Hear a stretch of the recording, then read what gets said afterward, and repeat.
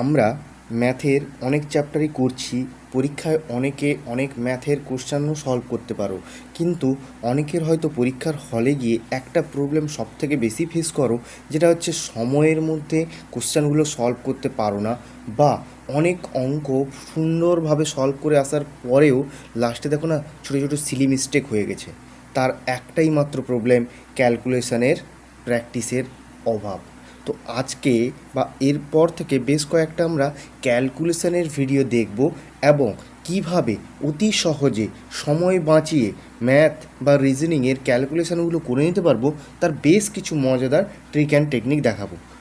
আচ্ছা, এই ক্যালকুলেশন টপিকটার উপর বা ক্যালকুলেশনের প্রসেসটাকে ফাস্ট করার জন্য, আরও তাড়াতাড়ি প্র্যাকটিস করার জন্য কিছু জিনিসকে তোমাদের নিজে থেকেই একটু ফোর্স মানে একটু লেবার দিতে হবে, ঠিক আছে? তো চলো দেখে নিই কী কী আমাদের করতে হবে। সবার আগে যেটা তোমাদের করতে হবে সেটা হচ্ছে নামতা, একদম বাংলায় যাকে আমরা বলি নামতা বা টেবিল, মুখস্থ করতে হবে। একদম সোজাভাবে বলে দিলাম, টেবিল মুখস্থ হচ্ছে ক্যালকুলেশন ফার্স্ট করার সব থেকে বেস্ট টেকনিক। তুমি যত দূর টেবিল মুখস্থ করতে পারবে তত তোমার ক্যালকুলেশন ফার্স্ট হতে থাকবে, সিলি মিস্টেক কম হতে থাকবে। যেমন আমি এখানে দেখিয়ে দিচ্ছি, দেখো 1 থেকে 10 অবধি টেবিল নর্মালি প্রত্যেকের মোটামুটি কম বেশি জানা আছে। তো যদি কারোর না জানা থাকে তাহলে জেনে নাও, মুখস্থ করে নাও, এটাকে স্ক্রিনশট নিয়ে তোমরা পড়ে নিতে পারো। এরপর 11 থেকে 20 তারপরে এটাই আছে।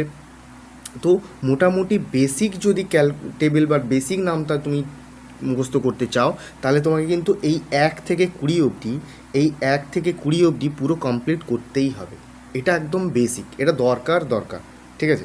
এরপরে যারা এই জিনিসটা 21 থেকে 30 অবধি কমপ্লিট করতে পারবে তারা গুড।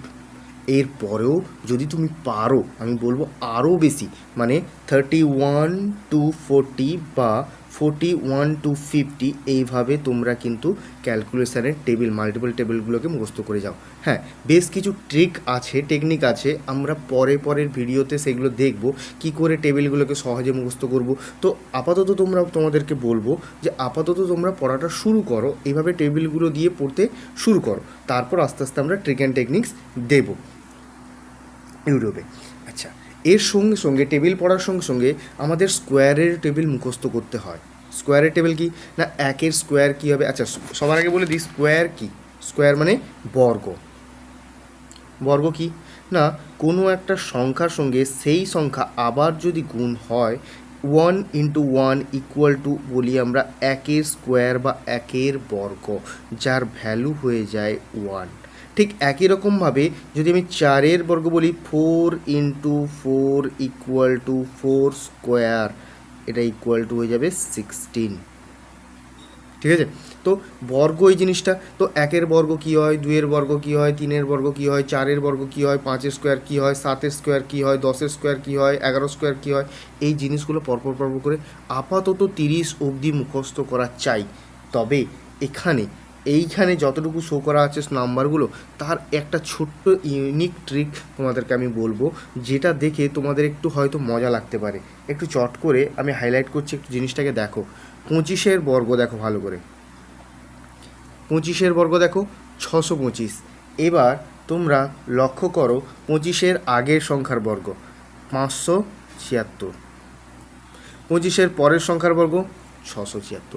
লাস্টের দুটো ডিজিট পুরোপুরি কমন, সামনেরটা একটা 5 একটা 6। ঠিক একই রকমভাবে 23-এর বর্গ 529, 27-এর বর্গ 729, 22-এর বর্গ 484, 28-এর বর্গ 784, 21-এর বর্গ 441, 29 বর্গ 841। তার আগে তো 30-এর বর্গ 900, 40-এর বর্গ 20-এর বর্গ 400 তোমরা জেনে নিয়েছো।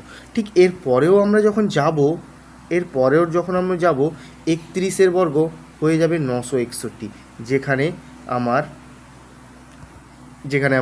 19-এর বর্গ ছিল 361। 32-এর বর্গ হয়ে যাবে 1024, যেখানে আমার 18-এর বর্গ ছিল 324। লাস্ট দুটো ডিজিট অলওয়েজ সেম আসবে 25-এর এপাশ আর ওপাশ। এদিক থেকে আমরা যতটা সামনের দিকে যাব, ওদিক থেকে যতটা আমরা পিছনের দিকে যাব, দেখব লাস্টের দুটো ডিজিট মিলে যাচ্ছে। এরপরেও বর্গের খুব সুন্দর ট্রিক আছে, পরের কোনো ভিডিওতে সেটা আমরা কভার করব। আজকে ওভারঅল জিনিসটা একটু বলে দিই, আমাদের কী জিনিসটা আমাদের পড়তে হবে। আচ্ছা, স্কোয়ারের পর আমাদের পড়তে হবে যেটা কিউব। কিউব কি? যেমন আমরা বর্গ শুনলাম, তেমন আমরা এখন শিখতে হবে আমাদের ঘন। ঘন মানে একের ঘন মানে এই এক, 1 মাল্টিপল বাই 1 মাল্টিপল বাই 1। তিনের বর্গ মানে 3 মাল্টিপল বাই 3 মাল্টিপল বাই 3। এই ঘন মানে to the power 3। Cube 3 to the power sorry 1 to the power 3 equal to 1 equal to 27। ঠিক আছে, এখানে যেমন আমরা দিয়েছি একের ঘন 1, 2-এর ঘন 8, 3-এর ঘন হচ্ছে 27, 4-এর কিউব 64, 5-এর কিউব 125, 6-এর কিউব 216, 7-এর কিউব 343, 8-এর কিউব 512, 9-এর কিউব 729, 10-এর ঘন 1000। এখানে মোটামুটি আপাতত আমি বলবো এই যে 21 অবধি ঘন দরকারই দরকার, এটা করতেই হবে। যদি 30 অবধি করতে পারো তাহলে গুড, 30-এর উপর করার দরকার নেই। যদি 30 অবধি তুমি ঘন মুখস্থ করতে পারো গুড, তবে 21 অবধি ঘন আমার দরকার মুখস্থ করা। 20 অবধি তো একদম শিওর দরকার, তারপরেও 21টা চাইলে করে নিতে পারো দরকার পড়ে। ঠিক আছে,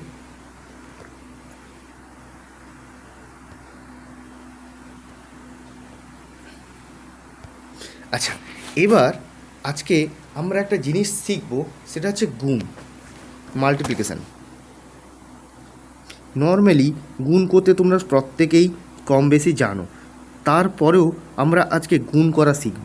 কেন শিখব না, আমরা আজকে একটা শর্ট মেথডে গুণ করা শিখব।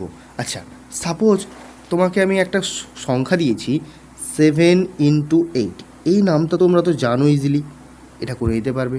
ঠিক একই রকমভাবে আমি যদি দিই 17:8, যদি তুমি নামটা জানো তাহলে কিন্তু লিখে নিতে পারবে 7 × 8 কত হবে। আচ্ছা, নামটা করে একটা দেখাই যে 7 8 56 6, 7 আর 8 গুণ করলাম 56 6, হাতে থাকলো 5, 8 একে 8 5 13, 136।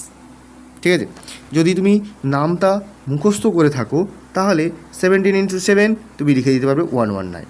তুমি লিখে দেবে 18:8:144 লিখে দিতে পারবে, নামটা মুখস্থ যদি থাকে। এরপর আমরা আরেকটা জিনিস শিখব, এই জিনিসগুলোকেও কি করে ভালো ঠিক মানে ইজিলি মনে রাখতে পারবো বা চট করে ক্যালকুলেশন করে নিতে পারবো। দেখো, সাপোজ যদি 17:7 আমাকে করতে হয়, তাহলে আমি কখনও যদি আমি নামটা না জেনে থাকি তাহলে আমি সবার আগে করব কিন্তু 17 মানে 10 + 7, তাই এর সঙ্গে 7 যখন মাল্টিপল করছি আগে 10-এর সঙ্গে 7 মাল্টিপল করি, তারপর 7-এর সঙ্গে 7 মাল্টিপল করি, দুটোকে যোগ করি। কি বললাম, আগে 10-এর সঙ্গে 7 মাল্টিপল করব, তারপর 7-এর সঙ্গে 7 মাল্টিপল করব, দুটোকে যোগ করব। যদি এটা 27-এর সঙ্গে 7 মাল্টিপল করতাম তাহলে কি করতাম, 20-র সঙ্গে 7 মাল্টিপ্লাই করলাম, 7-এর সঙ্গে 7 মাল্টিপ্লাই করলাম, অ্যান্সার লিখে দিলাম 189।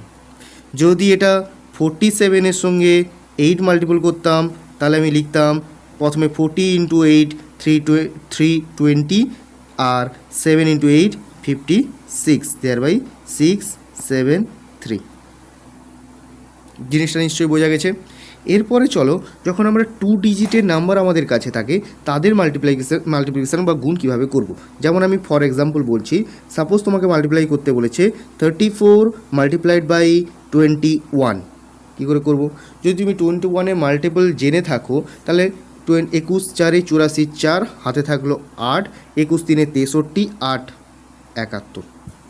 যদি না জেনে থাকো তখন কি করবে না 34 × 21। এর প্রসেসটা এভাবে মনে রাখবে, সবার আগে আমরা গুণ করব 4 × 1 4, তারপরে আমরা গুণ করব 4 2 3 1 4 2 3 1, তাহলে 4 × 2 ইজ দ্য 8, 3 × 1 ইজ দ্য 3, এই দুটো যোগ করলে 11 কিন্তু একটা জায়গায় আমরা লিখতে পারি না, তাই 11-র জন্য 1 লিখব, হাতে রেখে দিব 1। এরপর আমরা করব 3 × 2, 3 2 = 6, হাতে থাকছিল 1, তাই হয়ে গেল এটা 7। কীভাবে করলাম আরেকবার দেখো, আমরা সবার আগে করব এটা, তারপরে করব আমরা মানে প্রথমে এই সাইডে ডান দিকের পার্টটাকে পুরো ক্যালকুলেশন মাল্টিপ্লাই করে লিখে দিলাম। তারপরে আমরা কি করলাম না, তারপরে আমরা করলাম 84231 কোনাকুনি গুণ করলাম, দিয়ে তার ভ্যালুটা এখানে লিখলাম। তবে একটা ডিজিটই এখানে লিখবো, যদি কিছু এক্সট্রা আসে, মানে এখানে যেহেতু আমাদের 11 এসেছিলো তাই 11-র 1ই লিখেছি, হাতে আমরা 1 রেখেছি। এরপর আমি যেটা করব সেটা হচ্ছে সামনের যে দুটো ডিজিট ছিল তাকে মাল্টিপ্লাই করলাম, হাতে যে 1 ছিল যোগ করলাম, তার ভ্যালু 7 লিখে দিলাম। এইভাবে আমরা গুণটা করলাম। চলো আর একটা গুণ করে দেখি। সাপোজ আমার এসছে 82 মাল্টিপ্লাইড বাই 34। চলো করা যাক। প্রথমে 4 দুনে 8, তারপর কি বলেছিলাম 8 4 32, 3 দুনে 6, 32 6 38 8, হাতে থাকলো 3, 8 3 24, 3 27। ঠিক আছে। আচ্ছা, এটা যদি আমরা 3 ডিজিটের নাম্বার নিই তখন কি করব?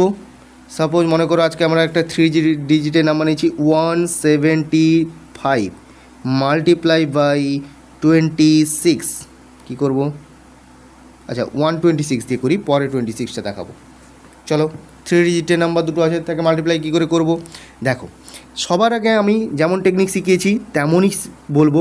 দেখো সবার আগে আমি মাল্টিপ্লাই করব কীভাবে না, 5 6 30 0, হাতে থাকলো 3, 5 দুনে 10, 7 6 42, 10 42 আর 10 যোগ করলে 7 আর 6, 7 6 42, 5 দুনে 10 52, হাতে ছিল 3, 55 5, হাতে থাকলো 5।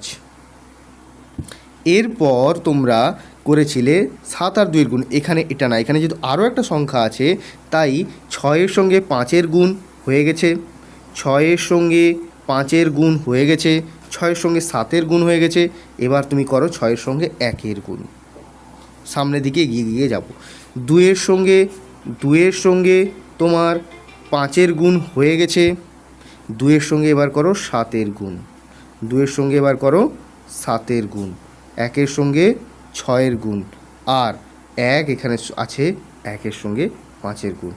মানে এটা করো এভাবে জিনিসটা, 1-এর সঙ্গে 6-এর গুণ, 5-এর সঙ্গে 1-এর গুণ, 7-এর সঙ্গে 2-এর গুণ। তাহলে 6 একে 6, 5 একে 5, 6 5 11, 6 5 11, 7 দুনে 14, 14 6 25 25, হাতে ছিল 5, 25 5 30, সরি 14 6 20, হ্যাঁ 5 25, হাতে ছিল 5, 30-এর 0, হাতে থাকলো 3। এবার কি করবে? এবার করতে হবে তোমাকে কোথায় গুণ না, 7-এর সঙ্গে 1-এর গুণ, 1-এর সঙ্গে 2-এর গুণ। 7 একে 7 2 9, 9 3 12 2, হাতে থাকলো 1। এরপর তোমার সামনে যে পার্টটা পড়ে আছে শুধুমাত্র তার গুণ, 1-এর সঙ্গে 1-এর গুণ, হাতে ছিল 1, 1 একে 1 1 2 2 0 5 0। গুণটা কীভাবে করলাম আরেকবার দেখব। সাপোজ আমার কাছে আমি লিখলাম A B C D E F, এইভাবে 3টে নাম্বার আছে, তাদের মধ্যে গুণ করছো। সবার আগে C ইন্টু F, তারপরে এটা মানে BF প্লাস CE